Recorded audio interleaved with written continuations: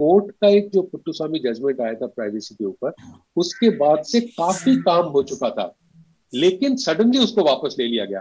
तो ये जो नया बिल आया, अगर ये इतना कॉम्प्लिकेटेड मामला है कि कोई भी अगर कहेगा कि मुझे समझ में आ गया, मैं आपको चार में बता देता हूँ, वो मुझे लगता है कि न्याय नहीं करेगा उसके साथ में। काय देखिए बोलले? जैसे कि पहले, कशात?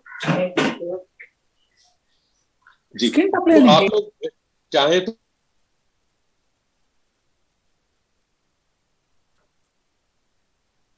सर प्लीज आप बोलिए अनम्यूट करके। आप म्यूट है। जी, सर क्षमा चाहेंगे, यहाँ पर एक्चुअली क्या था कि हमने सबको अलाउ किया हुआ तो उस समय ध्यान नहीं आया। हाँ परफेक्टली ऑल तो राइट। हाँ, जी लोग बीच में थोड़ा सा, तो अब मैंने सबको डिसअलाउ कर दिया है। Okay please. जी जी जी। तो आपको सुनाई दे रही है आवाज?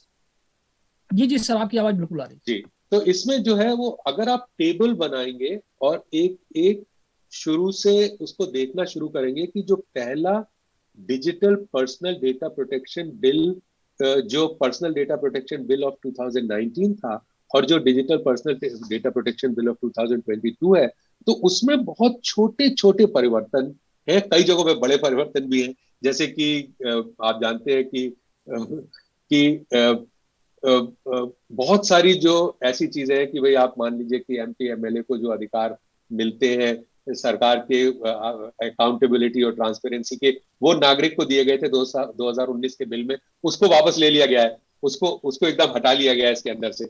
इसी तरह बहुत बड़ी बड़ी चीजें आपको नजर आएंगी, आरटीआई के बिल में संशोधन आपको नजर आएगा। लेकिन इसमें जो शुरू से आप चलेंगे, तो उसमें आपको लगेगा कि छोटे छोटे छोटे छोटे परिवर्तन है।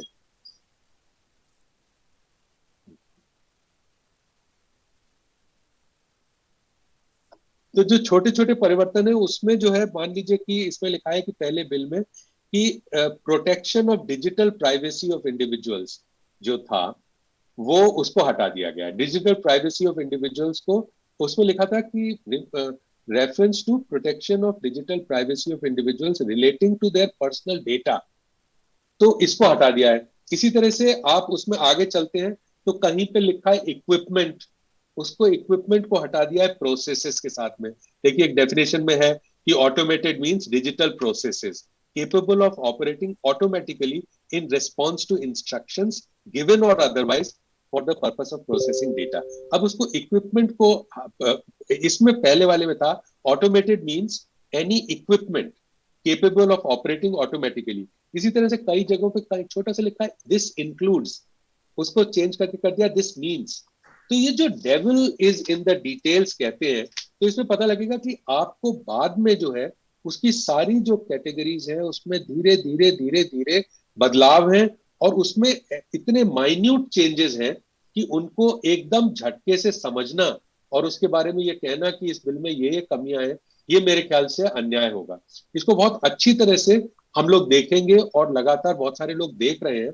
बस मेरी इसमें आप लोगों से निवेदन ये है कि जो हमारे साथी हैं वो समझते हैं कि हम आरटीआई डिफेंडर्स हैं, उनको ये समझना होगा कि आप सिर्फ आरटीआई की दृष्टि से इस बिल को या इस प्रोटेक्शन को नहीं देखेंगे, आप इसको देखेंगे डेमोक्रेसी डिफेंडर की तरफ से या संवैधानिक मूल्यों के डिफेंडर की दृष्टि से आप उसे देखेंगे। मतलब कि प्राइवेसी के डिफेंडर भी आप हैं। खाली इस तरह से देखेंगे कि आरटीआई वाले ये सोचते हैं, प्राइवेसी वाले ये सोचते हैं, डेमोक्रेसी वाले ये सोचते हैं, कॉन्स्टिट्यूशन वाले ये सोचते हैं, एक्टिविस्ट ये सोचते हैं, धरना प्रदर्शन वाले ये सोचते हैं, तो हमको पूरा हाथी निकल जाएगा और हम उसके अंगों को छूते रह जाएंगे। इसको समझने की बहुत आवश्यक बात यह है कि हम डिजिटल दुनिया को और सर्वेलेंस को, जैसे कि सरकारें नागरिकों की निगरानी या ये कहें जासूसी करती हैं, तो उसमें उसका जो पूरा खेल है उसे हम समझें बहुत बारीकी से, और उसके बाद हम इसे देखें।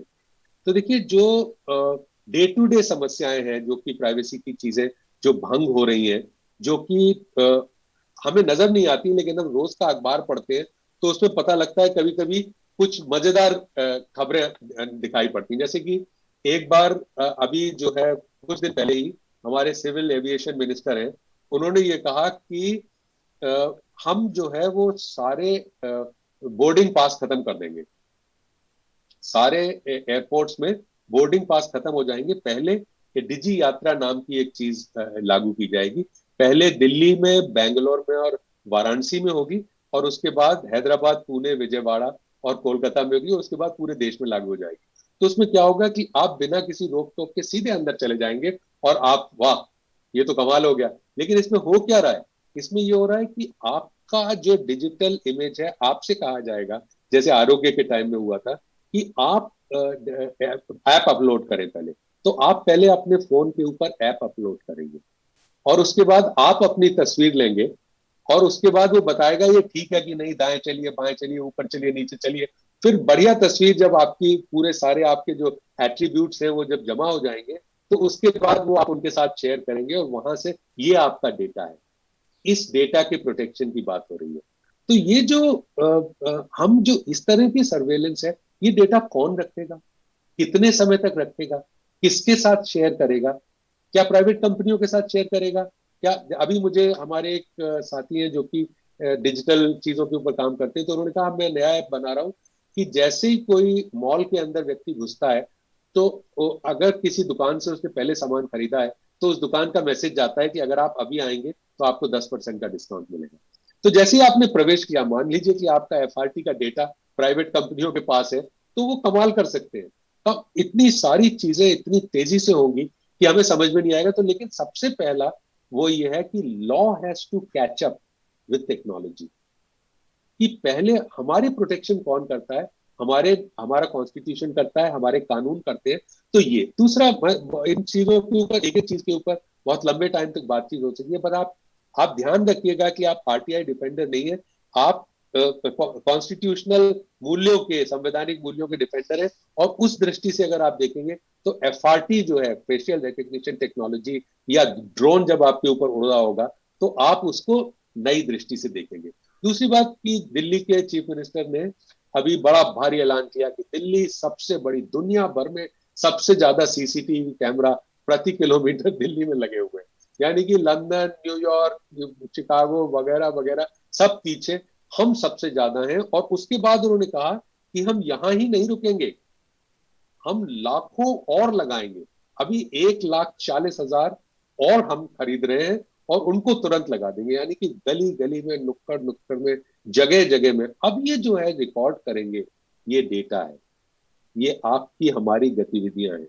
आप घर से बाहर निकल रहे हैं, तो वो, अब यदि मान लीजिए कि इसका इस्तेमाल खाली पब्लिक सेफ्टी के लिए हो रहा है, या इसका इस्तेमाल खाली नेशनल सिक्योरिटी के लिए हो रहा है, तो आप समझ सकते हैं।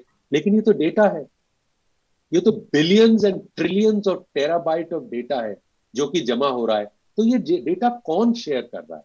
तो ये जो डेटा प्रोटेक्शन बिल है, क्या इस बिल में हमारे इस डेटा के स्टोरेज का, इस डेटा के शेयरिंग का, इस डेटा को कितने समय तक रखेंगे, इस डेटा की क्या लेयर्स है, कितनी लेयर्स है, उनको कैसे समझेंगे, ये सब हमें समझने की कोशिश करना चाहिए। तीसरी बात जो मैं आपको बताना चाहता हूं उसमें, सॉरी मेरा फोन बार बार बज रहा है, तो तीसरी बात जो मैं इसमें बताना चाहता हूं आपको, उसमें यह कि अभी बीच में अप्रैल 2022 में एक नया बिल आ गया, जिसमें ना कोई बहस हुई, ना कोई अखबारों में बातचीत हुई, ना कोई हम लोगों ने इसके ऊपर बहस की। शायद आप लोग आगे इसके ऊपर डिस्कशन करें। वो था criminal procedure identification act of 2022। अप्रैल में उसको पास कर दिया गया। उसके अंदर क्या है कि पुलिस और जो प्रिजन के ऑफिशियल्स हैं, उनको, कोई भी व्यक्ति थाने के अंदर जाता है, अगर गिरफ्तार होता है किसी वजह से, ऐसा बताया गया, बाद में उसमें उन्होंने स्पष्टीकरण दिए, शायद ऐसा नहीं होगा, वैसा होगा, लेकिन उसमें भी प्रावधानों को एक एक करके आपको देखना होगा कि आपके सारे एट्रीब्यूट्स, फिंगरप्रिंट, फोटोग्राफ्स, आपकी आंखों की पुतलियों की आइरिस, आपकी रेटिना का स्कैन, आपके बायोलॉजिकल सैंपल, सुनने में लग रहा है बायोलॉजिकल सैंपल, लेकिन ये आपके डीएनए सैंपल्स हैं। मतलब आपकी वंशानुगति, जो आपके पुरखों के, आप कहां से आते हैं, कहां जा रहे हैं, वो सारे डेटा, आपके बिहेवियरल एट्रीब्यूट्स, कि आप कितने बजे सुबह उठते हैं, कितनी बार प्रेयर करते हैं, 5 टाइम प्रेयर करते हैं, या एक बार करते हैं, या 2 बार करते हैं, किससे कैसे बात करते हैं, आपके बिहेवियरल एट्रीब्यूट्स, ये सारे के सारे, इनको लेने का अधिकार है। पुलिस को लेने का अधिकार है, प्रिजन के अधिकारियों का लेने का अधिकार है, और एनसीआरबी जो अथॉरिटी है, नेशनल क्राइम रिकॉर्ड्स ब्यूरो, वो इसको सारी स्टेट से और सारी यूनियन टेरिटरी से वो डिमांड कर सकती है कि ये डेटा हमारे पास लाइए, और उसको वो स्टोर करेंगे, प्रोसेस करेंगे, शेयर करेंगे, डिसेमिनेट करेंगे, और अगर डिस्ट्रॉय करना होगा तो वो ही करेंगे। मुझे लगता है कि उसमें शायद 75 वर्ष का प्रावधान है, आप देख लें उसमें कितने साल का है कि कितने समय तक आपका डेटा कैसे रखा जाएगा। तो हम जो है, अगर हमें राइट टू प्राइवेसी में हमें कुट्टूस्वामी जजमेंट हमने देखा है, तो हमें पहले ये समझने की जरूरत है कि ये जिस डेटा के प्रोटेक्शन की बात हो रही है, ये कौन सा डेटा है। और तो इसमें बस चूंकि समय हम लोगों के पास, सभी के पास सीमित है, तो मैं मोटे तौर पे ये कहना चाहूंगा कि अगर हमारा संविधान क्या करता है, हमारे कानून क्या करते हैं, जब टेक्नोलॉजी के साथ कैचअप करते हैं कानून, तो कानून नागरिक की सुरक्षा करते हैं। जैसे कि मान लीजिए कि सारी एजेंसीज को ये अधिकार है कि वो आपका डेटा, आपके फिंगरप्रिंट, फोटोग्राफ, जो जो मैंने आपको बताया, वो सारी चीजें जमा कर सकते हैं। तो क्या इनकी ओवरसाइट क्या है? इंटेलिजेंस एजेंसीज जो है, उनकी ओवरसाइट क्या है? कौन उनकी देखरेख, निगरानी कौन करता है? उनके ऊपर नजर कौन रखता है? उनसे सवाल कौन पूछ सकता है? तो ज्यादातर डेमोक्रेटिक कंट्रीज में जो इन एजेंसीज की ओवरसाइट है, जो आपका डेटा जमा करती है, उन एजेंसीज की जो ओवरसाइट है, वो ओवरसाइट पार्लियामेंट करती है। हमारे यहाँ इंटेलिजेंस एजेंसीज की पार्लियामेंट्री ओवरसाइट नहीं है। यानी कि जो गवर्नमेंट ऑफ द डे है, वो जिसकी चाहे जासूसी करे, जैसे चाहे जासूसी करे। और इसको अगर आप ध्यान से देखेंगे, आपने भी अखबार में पढ़ा होगा कि जो हमारे मेरे ख्याल अक्टूबर की बात है कि एक पत्रकारों को गिरफ्तार किए, उनके ऊपर एफआईआर दर्ज की गई थी और रेड किए गए थे, वायर के पत्रकार थे। तो इनएक्यूरेट रिपोर्टिंग थी उसमें। बात सही है कि वो शायद चार्ज भी ऐसा था कि उसमें बताया गया था कि जो उन्होंने रिपोर्टिंग की है वो इनएक्यूरेट है, और उस इनएक्यूरेट रिपोर्टिंग में शायद कोई बीजेपी के कार्यकर्ता थे, उनका कोई उनकी प्राइवेसी भंग हुई थी, या उनके बारे में जो कहा गया था वो सच नहीं था। लेकिन अखबारों में उन्होंने तुरंत उसके बाद माफी मांगी और उस कहानी को वापस ले लिया। लेकिन उसके ऊपर एफआईआर हुई, और देखिए पहले पुलिस क्या करती है, आते ही उन्होंने कहा कि आप दो चीजें दीजिए, अपना मोबाइल फोन और अपना लैपटॉप। आप ध्यान से देखिएगा सारे लोग, आपके पास है क्या? आपके पास धन है, संपत्ति है, रिकॉर्ड्स है, आपने जो जीवन भर में बनाया है, आपके पास जो कुछ भी है आज की तारीख में, सब आपके मोबाइल फोन पे और आपके लैपटॉप के अंदर है। क्या वो उसका कितना इस्तेमाल कर सकते हैं? अनलिमिटेड। उन्होंने कहा, सबसे पहले रेड हुई तो कहा भाई साहब बैठिए, आपके फोन में फिंगरप्रिंट लगा हुआ है, आपके फोन में डिजाइन लगा हुआ है, वो हटा दीजिए, जिससे कि हमारे ऊपर कंप्लीट आपके फोन की वो है, हम इसको जो चाहें इसके साथ कर सकते हैं। ये आपका डेटा है, ये आपके डेटा का इस्तेमाल है। उसमें उन्होंने कहा हार्ड डिस्क ले ली, पूरे सारे कंप्यूटर्स की हार्ड डिस्क उन्होंने निकाल ली। भाई किस लिए? इनएक्यूरेट रिपोर्टिंग है ना। तो इनएक्यूरेट रिपोर्टिंग के भी कानून है कि आप उसमें क्या कर सकते हैं, आप क्या नहीं कर सकते हैं। तो देखिए सबसे बड़ी बात ये होती है कि जब अगर आप कानून के साथ कोऑपरेट कर रहे हैं, आपसे जो मांगा जा रहा है वो आप दे रहे हैं, उसके बाद भी आपका सारा डेटा, आपके जीवन के सारे जो भी कुछ आपके पास है, वो एक झटके में आपसे ले लिया जाता है। उसका कौन इस्तेमाल करेगा, कितना इस्तेमाल करेगा, कब तक इस्तेमाल करेगा, किसके साथ शेयर करेगा, क्या क्लोन कर देगा, आपको क्लोन करके वापस कर दे आपका फोन अगर कोई, तो एक दूसरा फोन है उस पर वही बात है, हर आदमी जो क्लोन करने वाला है वो सुन सकता है जो आप करते हैं। तो उसमें भी कुछ प्रावधान बताए गए हैं। उसमें एक प्रावधान है जो मैं आपको, जिसमें ये कहते हैं कि इसमें कुछ एक ऐसा चीज होता है जो आपको डिसेबल करना होता है, या आपको बताना होता है कि अगर आप ये ले रहे हैं, तो मुझे उसका एग्जैक्ट वर्ड नहीं पता, मैं देखने की कोशिश कर रहा हूं अपने कागज में।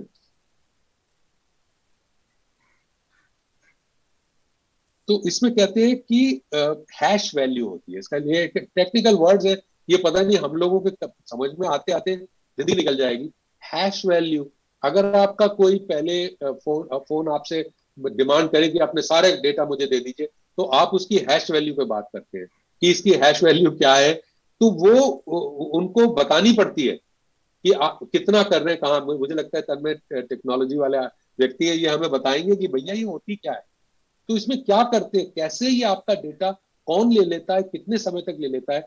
तो इसकी दृष्टि से अगर हम देखेंगे तो हमें बहुत इंटरेस्टिंग चीजें पता लगेंगी। बस लास्ट में मैं आपको बता दूं कि अभी कॉमन कॉज ने पूरे देश में एक सर्वे किया है, जो हमने सर्वेलेंस के ऊपर, पुलिस के ऊपर रिपोर्ट बना रहे हैं। हम ये देख रहे हैं कि देश में सर्वेलेंस किसकी, किस प्रकार से और कैसे की जा रही है।